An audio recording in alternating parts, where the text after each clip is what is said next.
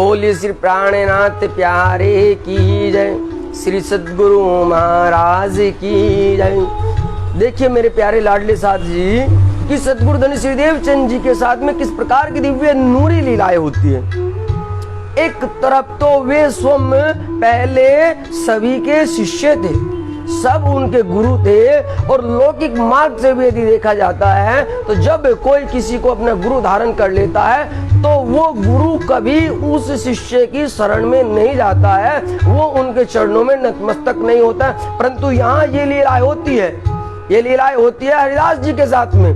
आप याद कीजिए जब कच्छ के अंदर हरिदास जी के पास में जाकर के ये सब वो लीलाएं किया करते थे, वहां पर क्या लीला होती है मेरे प्यारे साथ जी कि उनको स्वयं में इनकी पहचान नहीं थी, और स्वयं उनको बताते हैं कि भाई, बाकी बिहारी जी स्वयं बताते हैं कि भाई तुम्हें इनकी पहचान नहीं है, अरे ये तो श्यामा महारानी है और मैं इनकी सेवा नहीं ले सकता हूँ। अब जब धन श्री देवचंद जी के अंदर वो दिव्य नूर उतर जाता है, वो दिव्य इलम उतर जाता है, सोम श्री कृष्ण जी साक्षात रूप में विराजमान हो जाते हैं और एक एक हद की, बेहद की, ब्रह्मधाम की सब दिव्य नूरी लीलाओं का दर्शन कराने लग जाते हैं।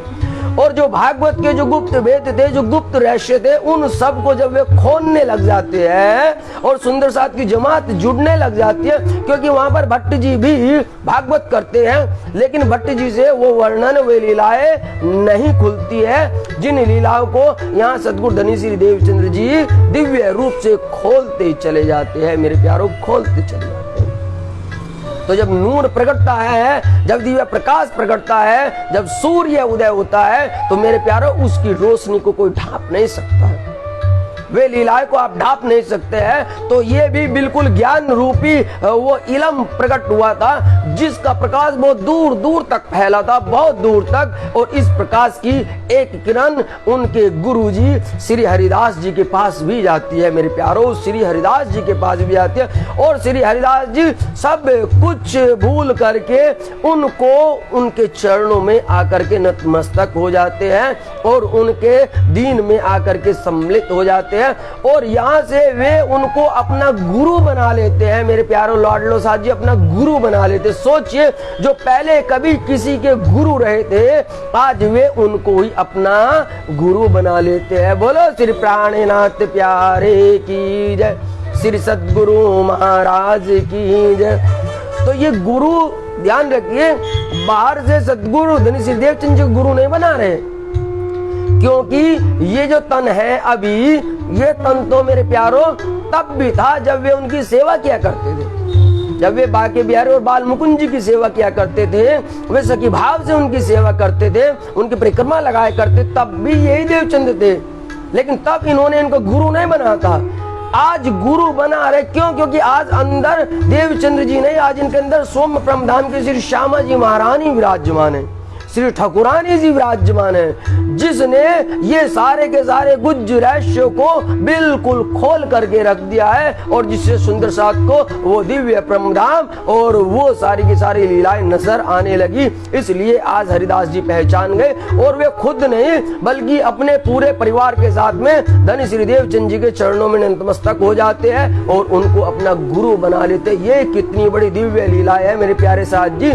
आज तक कभी नहीं हुआ है कि पहले जो शिष्य थे आज गुरुजी उनके ही शिष्य बन रहे हैं, आज गुरुजी उनको ही अपना गुरु धारण कर रहे हैं। बोलो सद्गुरु धनी श्री देवचंद्र महाराज की जय। तो सुनते इस चर्चा को। प्रथम कहियो श्री हरिदास की राधा वल्लभी नाम है, उनकी पहले खिदमत है श्री देवचंद जी के काम, क्योंकि ये राधा वल्लभी पंथ के थे।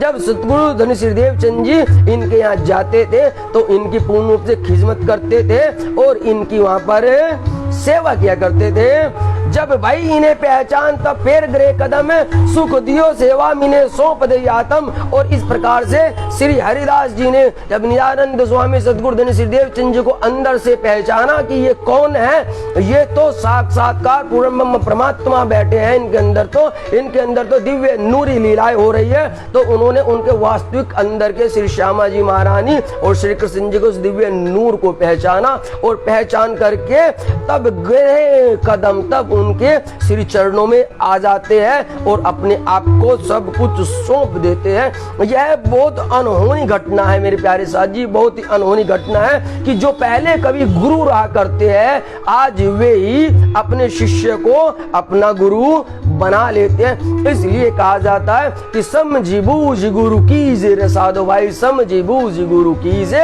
अरे ये तो सौदा परम अमोलक, निरख परख कर लीजिए प्यारे, समझी बूझ गुरु कीजिए। इसलिए कभी गुरु ऐसे नहीं बनाया जाता है कि आपने किसी को अच्छा बोलते हुए सुना, ये तो बड़ा सुंदर गाते हैं, इनका चेहरा बड़ा सुंदर है, ये वस्त्र बड़े सुंदर पहनते हैं, ये तो फलाने मंदिर के पीठाधीश्वर है, ये तो बड़े आचार्य हैं, इनके तो इतने संत हैं, ये तो इतने बड़े आश्रम के हैं, ये तो ऐसा गाते नहीं। इन सब चीजों से कभी गुरु नहीं बनाया जाता है मेरे प्यारों, नहीं बनाया जाता है। ये भी तक हमें ये शिक्षा दे रही है कि आपको यदि गुरु बनाना है तो पहले जानना है आपको कि उसके अंदर कौन सी दिव्य नूरी शक्ति विराजमान है, क्या वो दिव्य शक्ति विराजमान है। और जब हमें पता चल जाता है कि हाँ आज इनके अंदर साक्षात पूर्ण परमात्मा का वो नूर विराजमान है, तो तब अपना मान अहंकार ये सब झूठा सब कुछ छोड़ करके उनके चरणों में नतमस्तक हो जाना चाहिए, उनके चरणों में दंडवत हो जाना चाहिए। जिस प्रकार से यहाँ अब श्री हरिदास जी हुए मेरे प्यारों, श्री हरिदास जी हुए, ये लीलाएं बहुत दिव्य लीलाएं है। ये हमें बहुत सीख देती है कि कभी भी तुम गुरु बन गए तो इसका मतलब ये नहीं हो सकते है कि तुम ही पूर्ण हो, तुम्हारे अंदर नूर है, नहीं, तुम्हारा जो शिष्य है, तुम्हारा जो सुंदर साथ है, जिनको तुमने अपनी सेवा का भाव दिया, उसके अंदर भी आज वो लीलाएं हो सकती है कि श्री राज जी साक्षात्कार वहां विराजमान होकर के अपनी दिव्य नूरी वर्षा बरसा सकते हैं मेरे प्यारों, बरसा सकते हैं। बोलो श्री प्राणनाथ प्यारे की जय, श्री सद्गुरु महाराज की जय।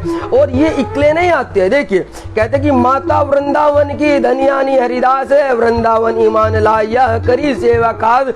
और जो हरिदास जी की पत्नी, हरिदास जी की जो पत्नी और उनके पुत्र जिनका नाम वृंदावन था, इन्होंने भी तारतम्य ज्ञान ग्रहण किया था। ये भी सुंदर साथ की जमात में आए थे।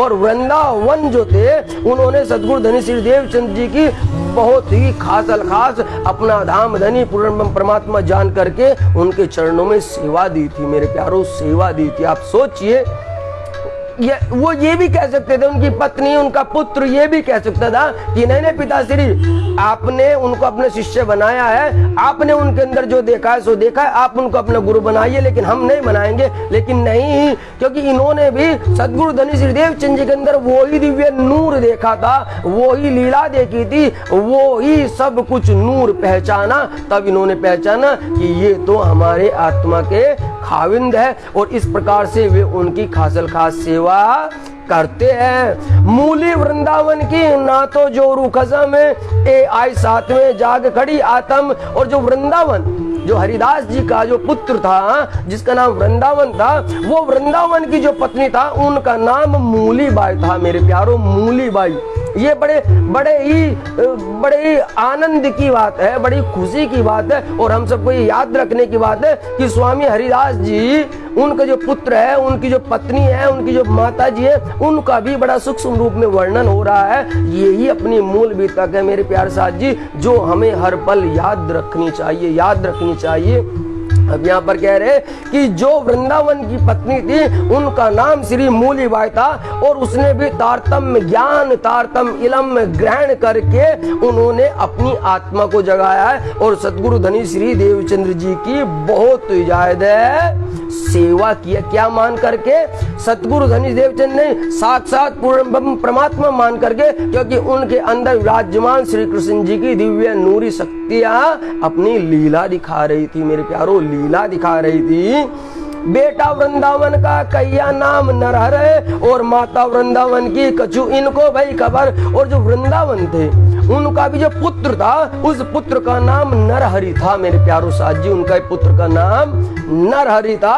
और इस प्रकार से वृंदावन की जो माता जी थी, यानी कि हरिदास जी की जो पत्नी थी, वृंदावन जी की जो माता हरिदास जी की जो पत्नी थी, उन्होंने भी श्री राज जी की पहचान की और वे भी श्री राज जी के सतगुरु धनी श्री देवचंद जी के कबीले में, श्री निजानंद संप्रदाय में, श्री प्राणनाथ जी के दीन में वे भी वहां से आ जाते हैं। मेरे प्यारो, देखिए एक गुरु आज शिष्य के सब कुछ कुर्बान कर देता है, गुरु, और आज उसी शिष्य को वो गुरु अपना गुरु बना लेता है, अपना गुरु धारण कर लेता है, और इकला नहीं पूरे के पूरे अपने कुटुंब परिवार के साथ में। इस प्रकार से कहते हैं कि श्री मोहम्मद कहे मोमिनो ये साथ को बड़ा विस्तार, पर कछु कहो हुक्मे मेहर धनी निर्धार, प्यारे मेहर धनी निर्धार। इस प्रकार से धनी जी कहते हैं कि ये तो हमने बहुत सूक्ष्म वर्णन किया है मेरे प्यारो, इस प्रकार की दिव्य लीलाएं तो बहुत है, लेकिन आज इस लीला से ये ज्ञान हुआ है, ये पता चला है कि गुरु गुरु ही नहीं होता है, शिष्य भी कभी गुरु बन जाते हैं, और गुरु को कोई अहंकार नहीं करना चाहिए। यदि कहीं पर आपको वो दिव्य नूर, दिव्य लीलाएं महल पहुंच रही है, मिल रही है, पता चल रहा है, तो आपको अपना वो गुरु तत्व छोड़ करके, अपना वो झूठा अहंकार छोड़ करके अपने उन शिष्यों को उनको अपनाना चाहिए, क्योंकि उन शिष्यों के अंदर आज साक्षात रूप से धाम धनी पूर्ण परमात्मा अपनी दिव्य लीलाएं कर रहे हैं। जिस प्रकार से यहाँ सतगुरु धनी श्री देवचंद जी की लीलाओं का वर्णन आया। बोलो श्री प्राणनाथ प्यारे की जय, श्री सतगुरु महाराज की जय। अब आप आगे आपको श्री मेहराज ठाकुर जी के कबीले का वर्णन करते हैं। प्रणाम जी।